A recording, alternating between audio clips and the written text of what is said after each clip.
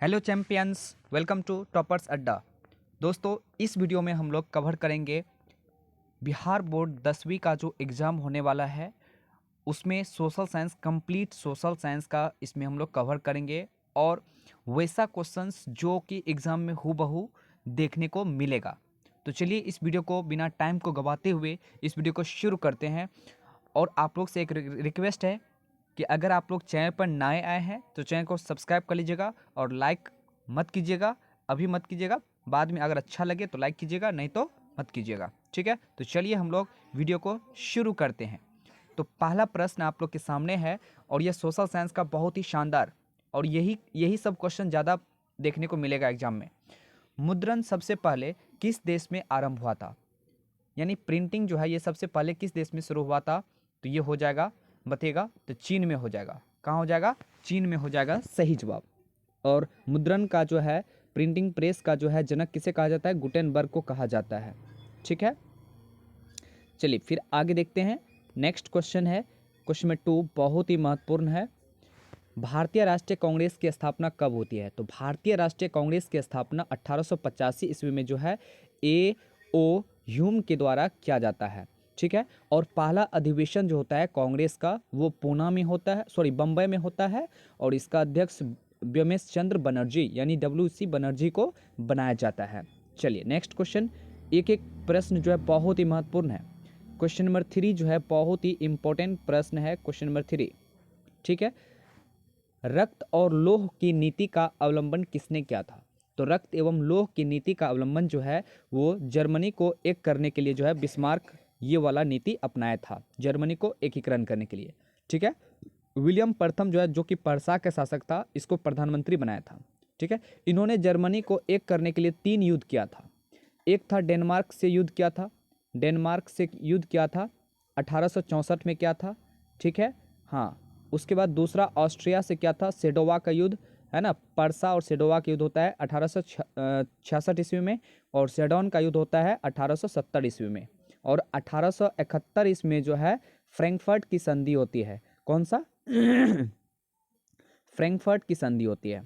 अगला प्रश्न बहुत ही महत्वपूर्ण है। सविनय अवज्ञा आंदोलन की शुरुआत कब और कहाँ से हुई थी? तो सविनय अवज्ञा आंदोलन महात्मा गांधी के द्वारा जो है वो 1930 ईस्वी में दांडी यात्रा से शुरू हुई थी। याद रखिएगा, बहुत ही महत्वपूर्ण प्रश्न है, एक एक प्रश्न बहुत ही इंपॉर्टेंट है। चलिए नेक्स्ट प्रश्न देख लीजिए, मुस्लिम लीग की स्थापना कब होती है? तो मुस्लिम लीग की स्थापना आगा खां के नेतृत्व में जो है 1906 ईस्वी में होती है, सॉरी सलीमुल्लाह खां के नेतृत्व में और आगा खां के नेतृत्व में इसकी स्थापना होती है 1906 ईस्वी में। और 1905 ईस्वी में याद रखिएगा बंगाल का विभाजन होता है। बंगाल विभाजन कब होता है? लॉर्ड कर्जन के समय 1905 ईस्वी में। बहुत ही महत्वपूर्ण प्रश्न यहाँ से बनेगा। चलिए अगला प्रश्न देख लीजिए। अगला प्रश्न ये है, भारतीय संविधान में किया गया 73वां संविधान संशोधन किससे संबंधित था?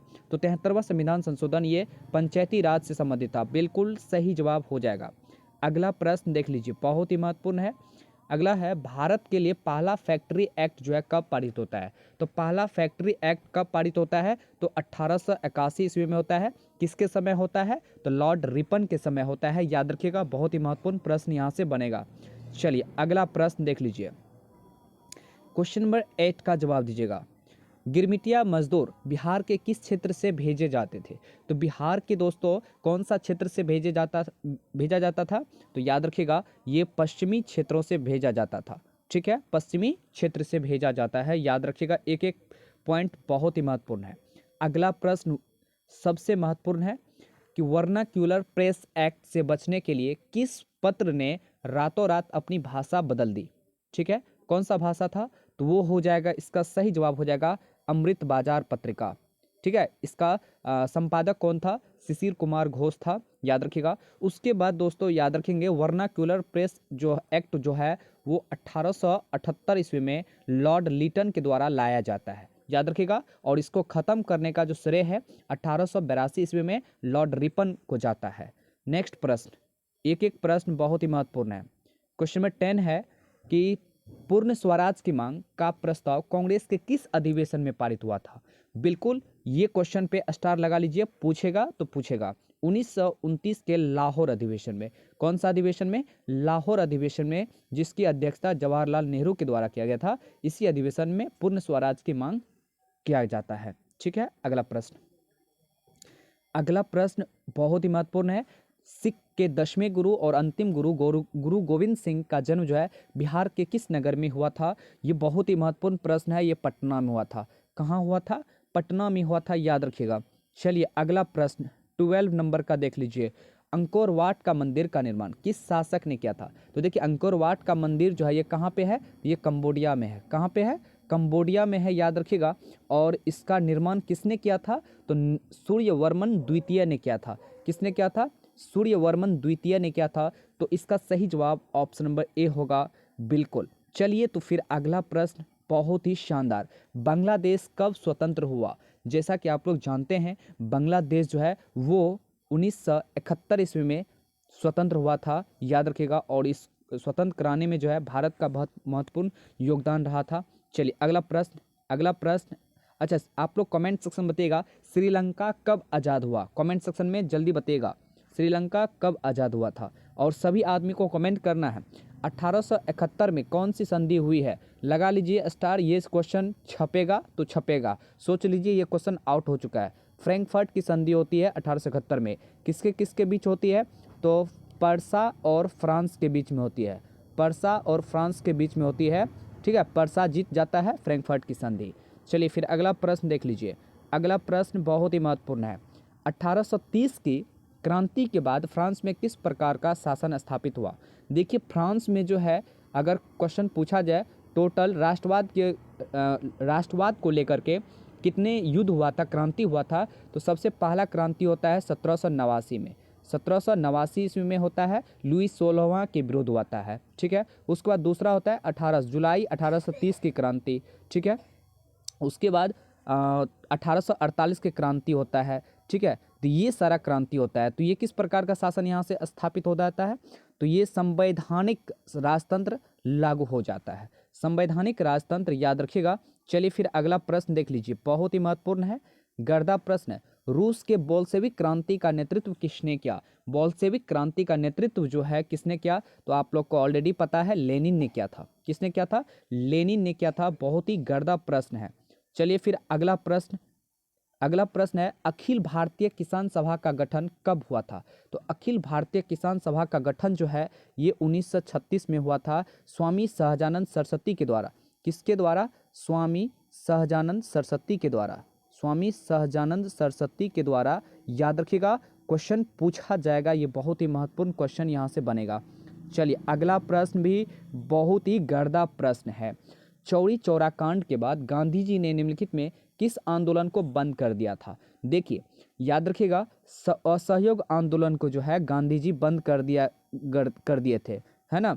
एक्चुअली हुआ था, असहयोग आंदोलन शुरू होता है 1920 ईस्वी में शुरू होता है, लेकिन उत्तर प्रदेश के चौरी चौरा जगह पे एक कांड हो जाता है जिसके वजह से गांधी जी इस आंदोलन को रोक देते हैं। ये कब होते हैं चौरी चौरा कांड? 1922 ईस्वी में होते हैं, याद रखिएगा, बिल्कुल छपेगा।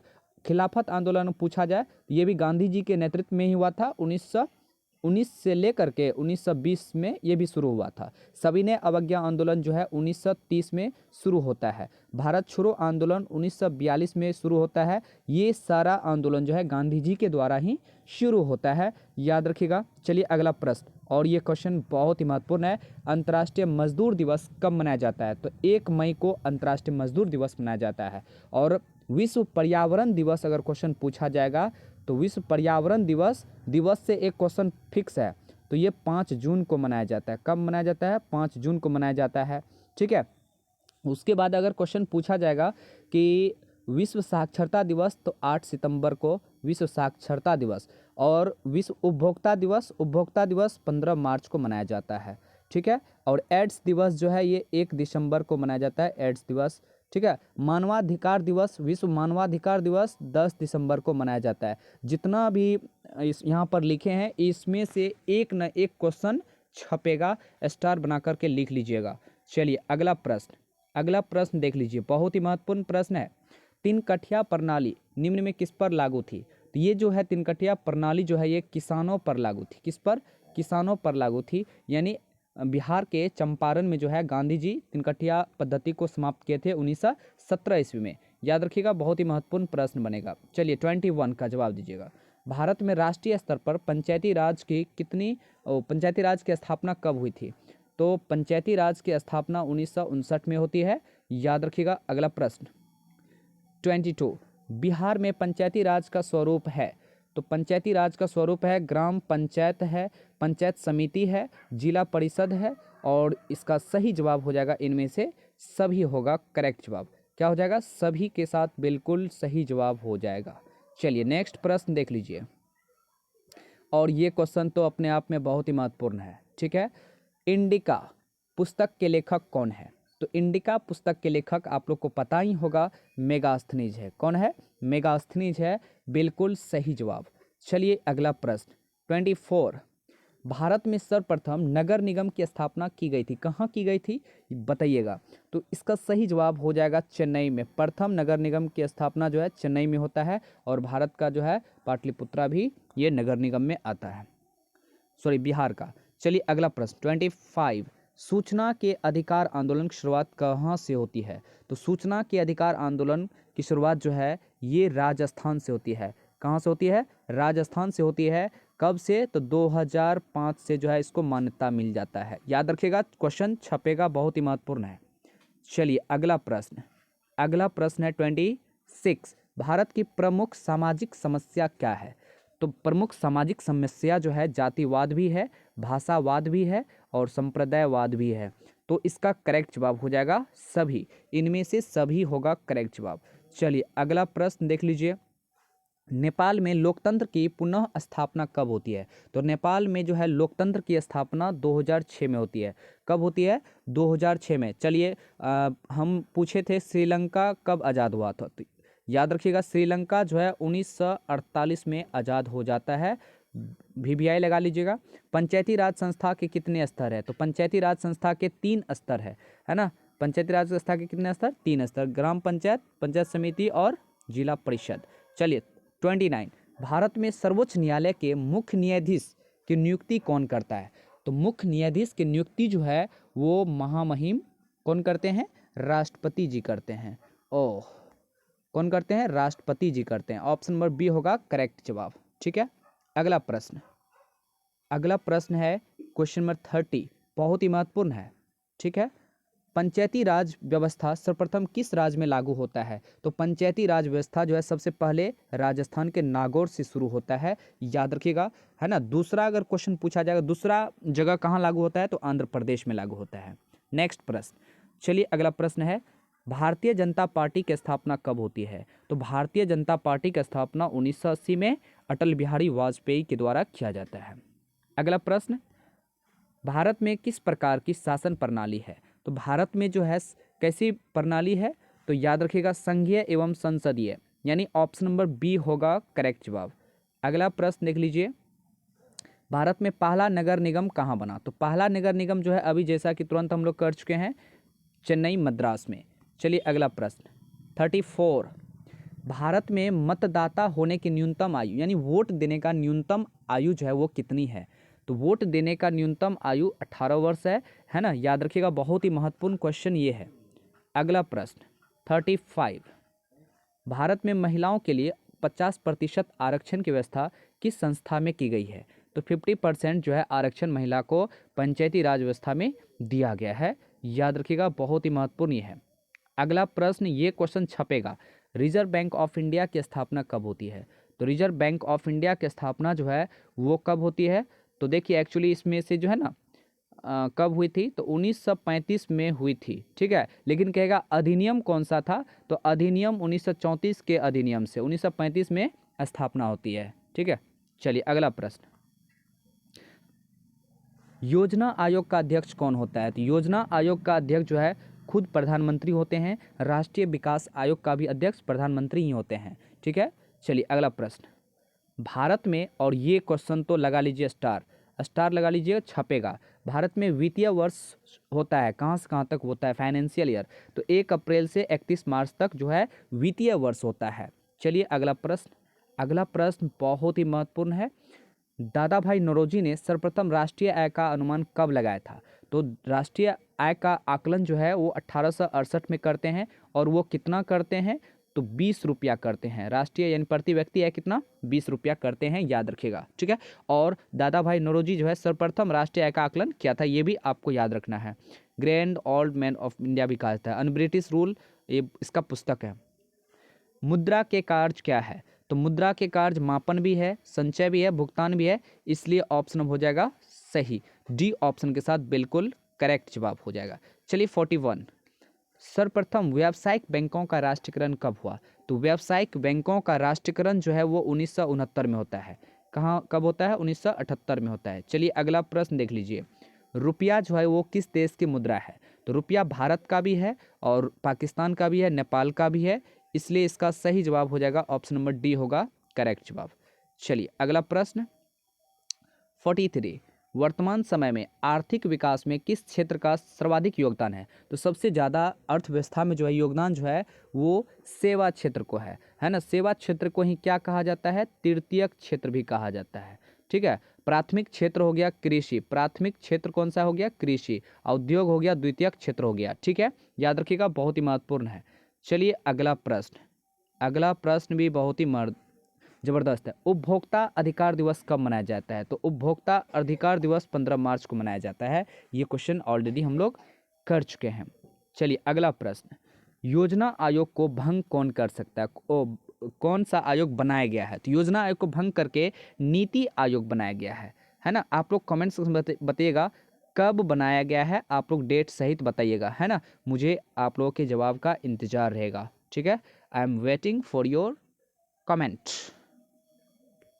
चलिए नेक्स्ट 46, निम्न में कौन बीमारू राज्य है? देखिए ये क्वेश्चन भी छपेगा। बीमारू राज्य कभी कभी कुछ पूछ देगा, बीमारू राज्य नहीं है। तो बिहार है, मध्य प्रदेश भी है, ओडिशा भी है ना। बिहार हो गया, मध्य प्रदेश हो गया, ओडिशा हो गया, असम हो गया, राजस्थान हो गया, ठीक है।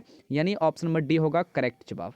चलिए फिर अगला प्रश्न देख लीजिए 47, निम्नलिखित में कौन छोटे पैमाने का उद्योग है? तो छोटे पैमाने का उद्योग सीधी सी बात है खिलौना उद्योग है। अगला प्रश्न देख लीजिए, भारत का प्रथम तेल शोधक कारखाना कहाँ स्थित है? ये भी क्वेश्चन स्टार लगा लीजिएगा, छपेगा ये क्वेश्चन, ठीक है। तो ये हो जाएगा डिगबोई। क्या हो जाएगा? डिगबोई में, ठीक है। अगला प्रश्न, अगला प्रश्न है, एक समाजवादी अर्थव्यवस्था में सर्वाधिक बल जो है किस पर दिया जाता है? तो देखिए समाजवादी अर्थव्यवस्था में सबसे ज़्यादा बल लोक कल्याण पर दिया जाता है। पूंजीवादी में जो है वो पूंजी पर ज़्यादा बल दिया जाता है। अब मिश्रित में क्या होता है? वो दोनों पर बल दिया जाता है। जैसा कि भारत में जो है मिश्रित अर्थव्यवस्था, भारत का अर्थव्यवस्था कैसी है? मिश्रित है, याद रखिएगा। नरेगा कार्यक्रम के नाम से कौन व्यक्ति जुड़ा हुआ है? नरेगा है ना, इसी को मनरेगा भी कहा जाता है। तो सीधी सी बात है बापूजी जुड़े हुए हैं, महात्मा गांधी जी। चलिए अगला प्रश्न देख लीजिए 51, भारत के किस स्थान पर पहला परमाणु ऊर्जा केंद्र स्थापित किया गया है? लगा लीजिए स्टार, छपेगा। पहला परमाणु ऊर्जा केंद्र जो है वो तारापुर है ना, तारापुर में बनाया गया है, याद रखिएगा, बहुत ही महत्वपूर्ण है। अच्छा क्वेश्चन पूछेगा कैगा परमाणु संयंत्र कहाँ स्थित है? तो कैगा कर्नाटक में है। कल्पक्कम ये कहाँ है? तमिलनाडु में है। उसके बाद नरोरा उत्तर प्रदेश में है ना। ये सब इंपॉर्टेंट है, याद रखिएगा। चलिए अगला प्रश्न, और ये भी बहुत ही महत्वपूर्ण है, प्राकृतिक गैस किस खनिज के साथ पाया जाता है? तो देखिए प्राकृतिक गैस जो होता है वो पेट्रोलियम के साथ मिलता है, ठीक है। पेट्रोलियम किस खनिज के साथ पाया जाता है? तो पेट्रोलियम के साथ पाया जाता है। अगला प्रश्न, रेल वर्कशॉप कहाँ स्थित है? ये भी क्वेश्चन स्टार लगा लीजिएगा, छपेगा, है ना। ये कहाँ स्थित है? ये जमालपुर में है, ठीक है। रेल वर्कशॉप कहाँ स्थित है? बिहार में तेल शोधक कारखाना कहाँ स्थित है? बरौनी में है। कहाँ है?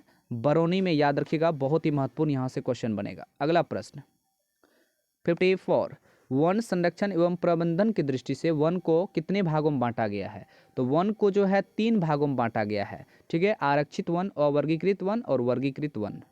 चलिए अगला प्रश्न 55, बिहार में नहरों द्वारा सर्वाधिक सिंचाई किस जिले में होती है? तो बिहार में नहर द्वारा जो है सबसे ज़्यादा सिंचाई रोहतास जिले में होती है, याद रखिएगा, बहुत ही महत्वपूर्ण प्रश्न बनेगा। मुंबई हाई क्यों प्रसिद्ध है? तो मुंबई हाई जो है ये तेल शोधक कारखाना के लिए प्रसिद्ध है ना। तेल शोधक कारखाना के लिए प्रसिद्ध है, याद रखिएगा। अगला प्रश्न 57 का जवाब देंगे आप लोग। मैंग्रोव वन जो है सबसे अधिक कहाँ मिलता है? तो मैंग्रोव वन जो है पश्चिम बंगाल के सुंदरवन डेल्टा में अत्यधिक मात्रा में मैंग्रोव वन पाया जाता है।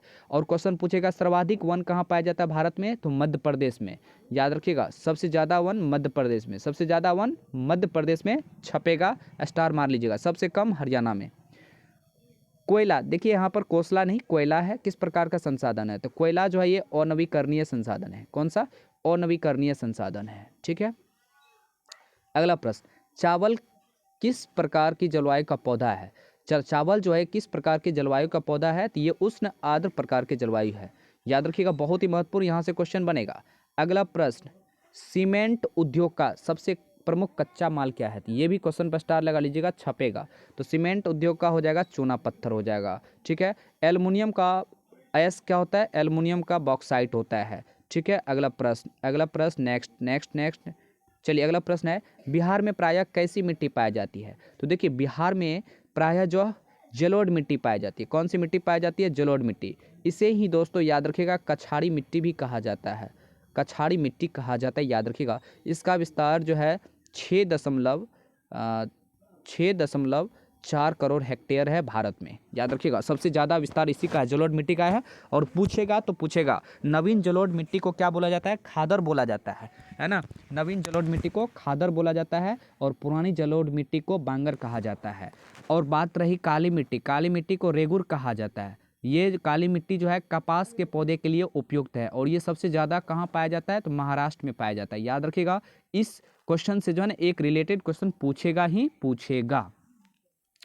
अगला प्रश्न, और ये क्वेश्चन तो अपने आप में स्टार है भाई।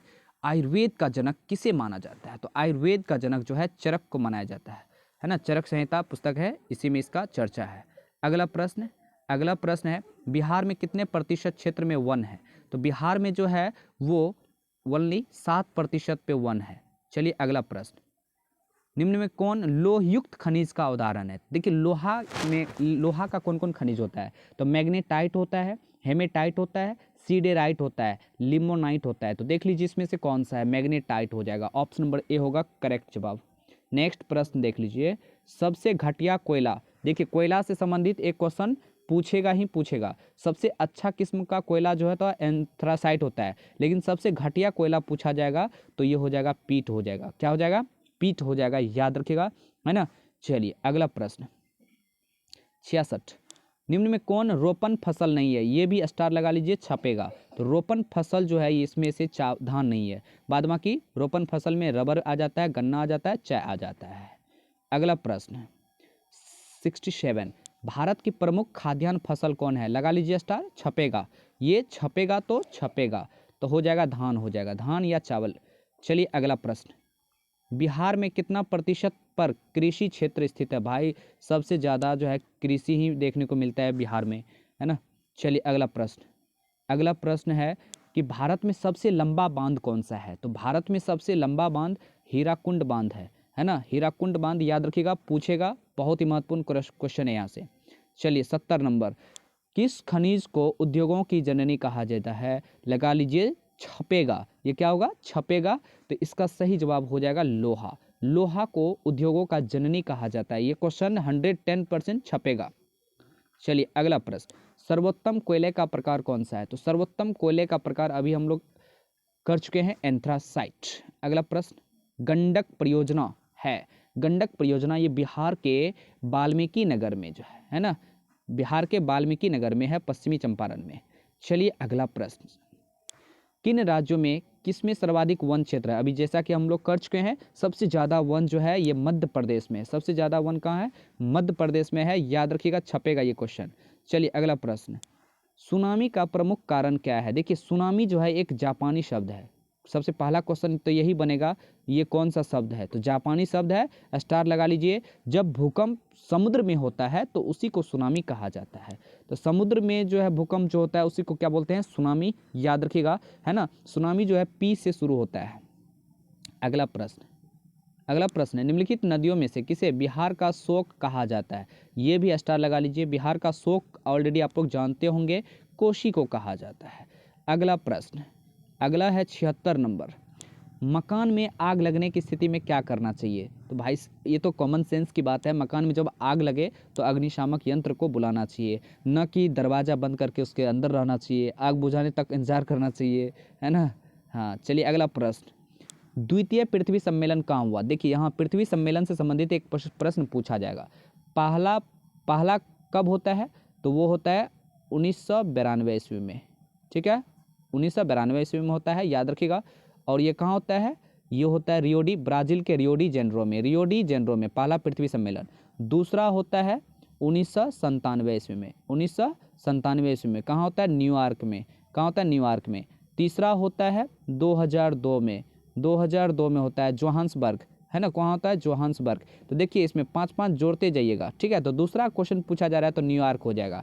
तो दूसरा कहाँ होता है? तो न्यूयॉर्क। यहाँ से एगो क्वेश्चन फिक्स है तो फिक्स है, ठीक है। अगला प्रश्न देख लीजिए, अगला है सर्वाधिक भूस्खलन वाला राज्य कौन सा है? तो सर्वाधिक सबसे ज़्यादा भूस्खलन उत्तराखंड में होता है। अच्छा, उत्तराखंड में जो है सोपानी कृषि के लिए भी फेमस है, ये भी क्वेश्चन पूछा जाएगा। सोपानी जो है कृषि कहाँ की जाती है? अधिकतर मात्रा में। तो सोपानी कृषि उत्तराखंड में की जाती है। अगला प्रश्न देख लीजिए 79, बिहार का कौन सा भाग सर्वाधिक सूखा वाला भाग है? तो देखिए दक्षिणी बिहार जब आइएगा तो सबसे ज़्यादा सूखा देखने को मिलेगा, क्योंकि अधिकांश नदी जो है उत्तरी बिहार में ही नेपाल के तराई क्षेत्र से आकर के वो गंगा नदी में मिलती है। अगला प्रश्न है, बाढ़ के समय लोगों को जाना चाहिए। तो बाढ़ के समय में लोगों को कहाँ जाना चाहिए? तो उच्च भूमि पर जाना चाहिए, है ना। गांव के बाहर भी नहीं जाना चाहिए, खेत में भी नहीं जाना चाहिए, कहीं नहीं जाए, यानी उच्च भूमि पर जाना चाहिए। तो ये रहा लगभग 80 प्रश्न, जो कि यहाँ से इस वीडियो से लगभग 60 से 70 क्वेश्चंस हूबहू देखने को मिलेगा एग्जाम्स में। तो अगर आप लोग को ये वीडियो अच्छा लगा है तो आप लोग कमेंट सेक्शन में बताइएगा, है ना, ताकि हम आगे और वीडियो बना सके। चलिए तो मिलते हैं नेक्स्ट वीडियो के साथ। जय हिंद, जय भारत।